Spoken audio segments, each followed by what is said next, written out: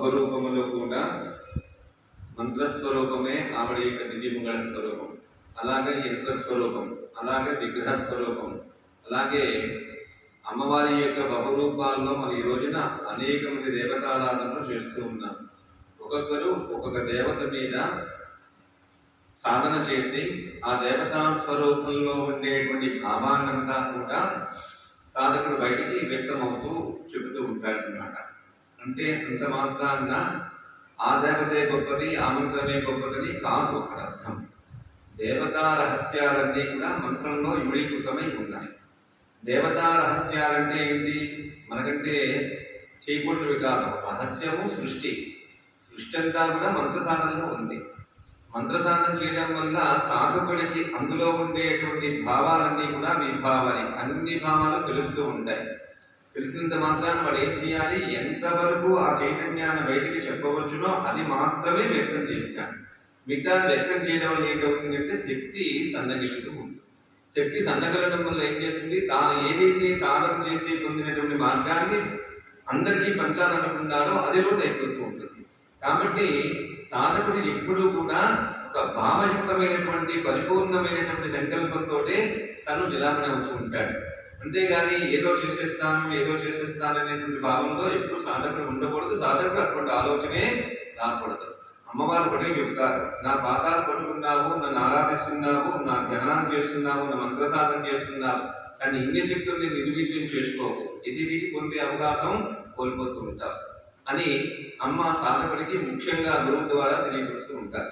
కుల సంకేతపాలు గురువు గారు కూడా ఏం చెబుతారు, ఎలా చెబుతారు, నాకు చెప్పింది నిజాబద్ధమా అనేటువంటి వ్యామోహము విమర్శ మనలో ఎప్పుడు రాకూడదు. ఎందుకంటే గురువు చెప్పింది ఎప్పుడూ కూడా సమీకరణ చేసి ఈ హృదయంలో ఆ దేవతా స్వరూపాన్ని ఎంతవరకు నిగడీకృతి చేసుకున్నాడు, భక్తి ఎంత ఉంది, సాధన ఎంత చేయాలి, తపన ఉంది, ఇవన్నీ వాళ్ళకి తెలుస్తాయి. తపస్విని తపసారాధ్య తనుమధ్య తమోప, అంత శక్తివంతులు గురువులు.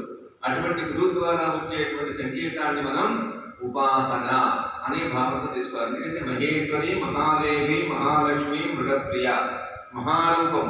ఆవిడ యొక్క రూపం ఎంత? మహారూపం. మహాపూజ్య, ఆవిడ పూజ కంటే గొప్ప పూజలు మరి లేవు కల్పంలో. అటువంటి మహారూపము మహాపూజ్య. మహాపూజ అంటే ఏంటి? శ్రీచక్రార్చన. శ్రీచక్రార్చన చేసి అమ్మవారికి తపస్విని తాపసారాధ్య తనమధ్య తమోపహ, నా తపన, నా తపస్సు, నా యొక్కలో ఉండేటువంటి భావం అంతా నీ పాదానికి దారపోస్తున్నా. నేను అనేటువంటి అహంకారంలో ఉండడం వల్ల నాలో నిస్సహాయత పెరిగిపోతుంది. నువ్వు అనేటువంటి భావంతో నీ దగ్గరగా కూర్చోడం వల్ల నువ్వు నేను ఒకటే అనే భావంలోనే మంత్ర సాధనలో ఉంది. మంత్రం ఎక్కడ జరిగితే వాడి మంగళ స్వరూపం. మంత్ర సాధన ఎక్కడ చేస్తాడో వాడి దివ్యమంగళ స్వరూపం, నో డౌట్. కానీ అది ఎప్పుడు నిలబెట్టుకోవాలి. అలా నిలబెట్టడానికి మనకి అనేక మార్గాల్ని మహారూపంలో మన వాళ్ళు ఇచ్చి ఉన్నారు. భవిష్యత్తులో ఇటువంటి మార్గాన్ని కనిపెట్టే వాళ్ళు రారు. వాళ్ళు కనిపెట్టిన మార్గంలో మనం వెళ్ళడమే. కనిపెట్టడం అంటే సాధనని, కనిపెట్టడం అంటే సాధన చేసే మార్గాన్ని చూపించే ఆ మార్గంలో మనం సాయిగా వెళితే రాబోయే తరాలకి అద్భుతమైన సంగీతాలు ఇచ్చే అవకాశం కలుగుతుంది. శక్తి అనేటువంటిది కుల ప్రమాణంతో ఉండదు. అమ్మవారి యొక్క సాధన చేస్తున్నప్పుడు రేపు చేసేవాడికి మనకంటే ఎక్కువ శక్తి కూడా రావచ్చు. ఎందుకు? వాడిలో ఎప్పటి నుండో భావం ఉంది. ఆ భావానికి మంత్రం అనే సాధనని కలిపాడు, వెంటనే అది పెరిగిపోతుంది. అద్భుతమైన చైతన్యం ఎక్కడ ఉంటుందో అమ్మవారి దివ్యమంగళ స్వరూపం అక్కడ ఉన్నట్టుగా భావన చేసుకోవాలి. ఇలాంటి ఆరాధన జరగాలి అంటే మనం మన ప్రశాంతమైన జీవనాన్ని కావాలి. మనసు ప్రశాంతం కావాలంటే అమ్మవారి పూజను చూడాలి, అమ్మవారి అభిషేకాన్ని చూడాలి, అమ్మవారి యొక్క అద్భుతమైనటువంటి మంత్ర సాధన చేస్తున్నటువంటి గురువు అలా నమస్కారం చేసుకోవాలి, గురువుని స్మరణ చేసుకోవాలి. గురువు అనేటువంటి నమ్మకాన్ని అమ్మవారి దగ్గర పెట్టుకొని సాధన చేస్తూ ఉండాలి. అటువంటిది ఎక్కడ జరుగుతూ ఉంటుందో అక్కడ అమ్మవారు శుభ్రమైన చైతన్యంతో అక్కడ ఇమిడీకృతమై ఉంటారు.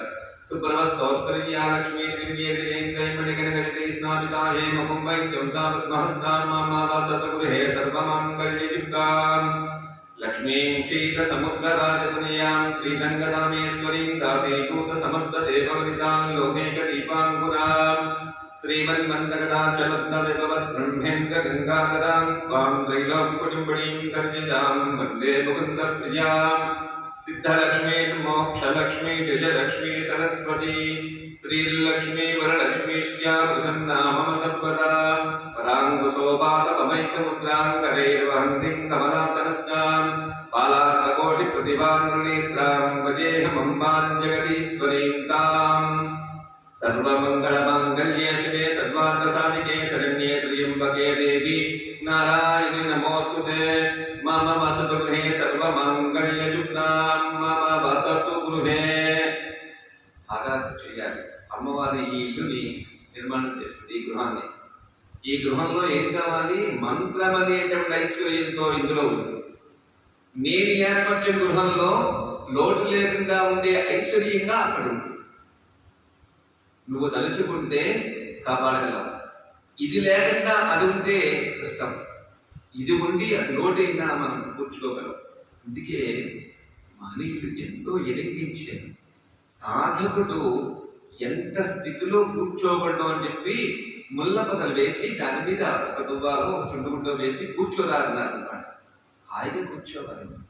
మనం మంత్ర సాధన చేస్తుంటే కిందన ముళ్ళు ఉన్నాయి, పాములు ఉన్నాయి, దేని ఉన్నాయని చెప్పి సాధన కాదు. ఇప్పటికీ ఎప్పటికీ కూడా వాళ్ళ చరిత్రలో మిగిలిపోతారు. మనం ఈ రోజు చిన్న పుల్ల కూర్చుకుంటే 10 సార్లు లేచి కూర్చుంటాం. అంటే కారణం ఏంటి? సాధన మీద దృష్టి కంటే మనం వేసిన ఆసనం మీద దృష్టి ఎక్కువైపోయింది. అంచేత మహనీయులు చేసే త్యాగానికి, మహలు చేసేటువంటి భావానికి మనం ఎప్పుడూ కూడా చిరస్మరణీయమై ఆ పాదాలు పట్టుకుంటూ ఉండాలి.